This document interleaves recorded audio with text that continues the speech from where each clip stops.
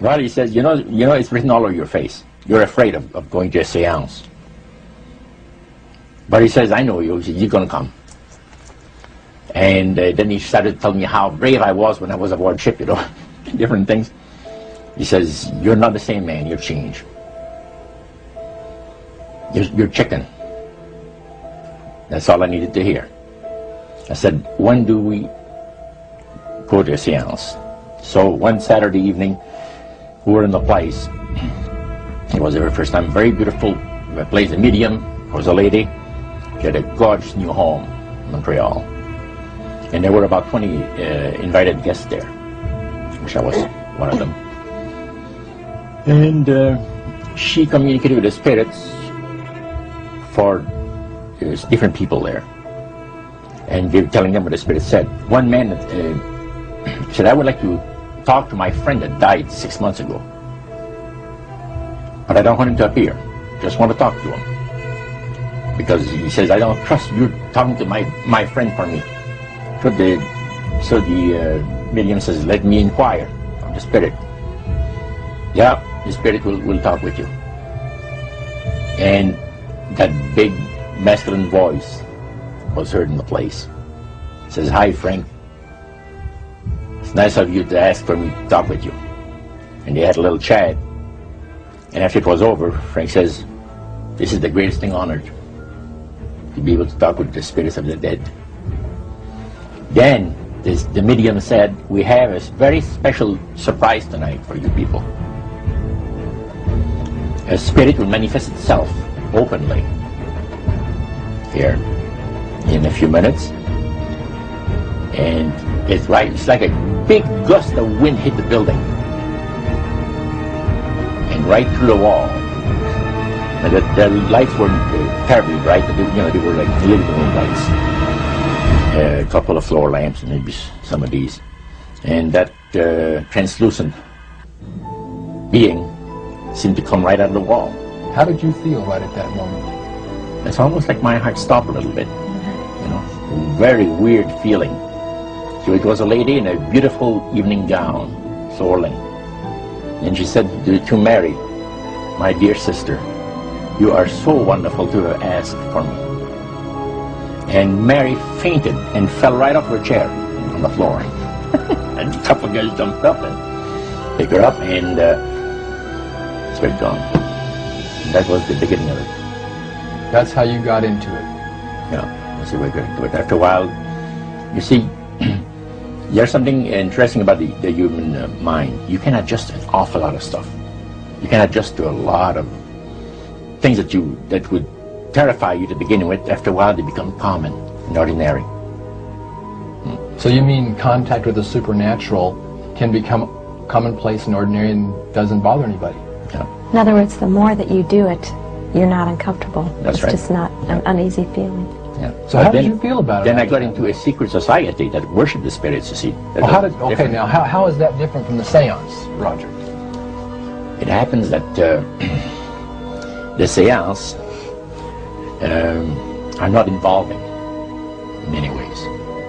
But when you get into a secret society of spirit worshippers, then, and especially when you're invited there by the direction of the higher-ups in the spirit world, you never get out of there alive. And this is exactly what my friend and I were up against. We didn't know anything about.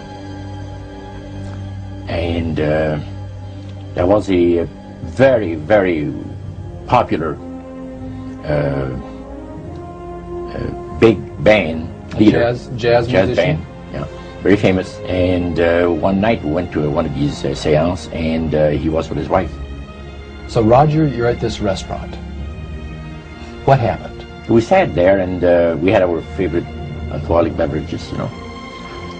And as we talked, the band leader says, he says, I want power. I go right to the source of power.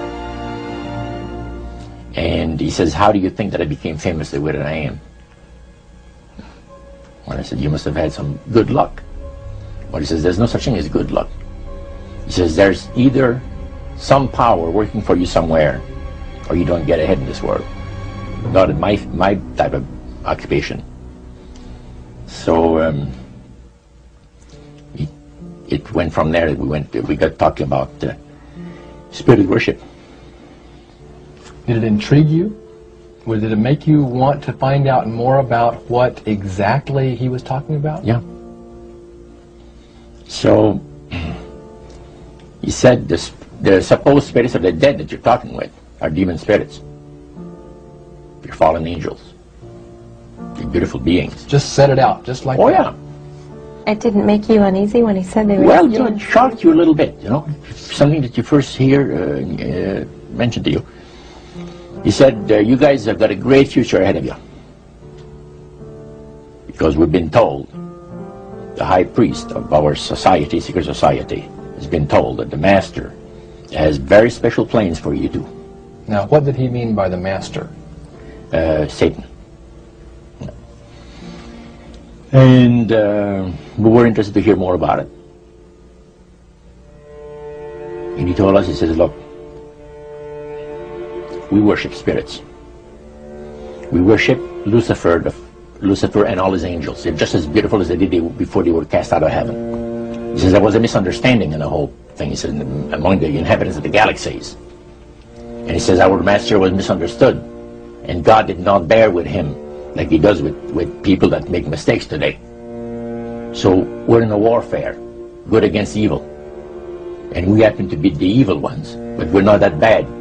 He says, I look at this business between the forces of good and evil. He says, you believe in one person believes in God, and everyone believes in Lucifer. It's like politics. So the great controversy is real. And you've heard someone talk about it that's on the other side. And to these people, they are sold to the fact that Christ will not return to this planet with power and great glory. He's going to abdicate all claims to the planet, because the high priest once said that Christ will abdicate all claims to the planet because he knows that it is lawfully and rightfully Satan's. And at that time, he says, so the priest says, well now, he says, for those of you that are new, let me tell you that this is the most feasible way, he says, to please the spirits. Is to deride Christ and his people, and his church and all that. So they sing out of Christian hymnals.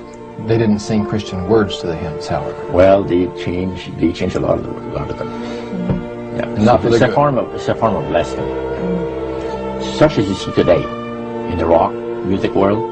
You see the entertainers; they have these crosses. The ladies got earrings, crosses. The guys got crosses. This is a form of blasphemy, a form of deriding Christ. You see, spirits cause the people to do that, to find pleasure in wearing this type of emblem, which is the cross is the emblem of the crucifixion of Christ to the Christians. Better to reign in hell than serve in heaven, is that it? Why not? I'm here on the ground with my nose in it since the whole thing began. I've nurtured every sensation man has been inspired to have. I cared about what he wanted, and I never judged him. Why? Because I never rejected him. In spite of all his imperfections, I'm a fan of man. I'm a humanist. Maybe the last humanist. Who in their right mind, Kevin, could possibly deny the 20th century was entirely mine?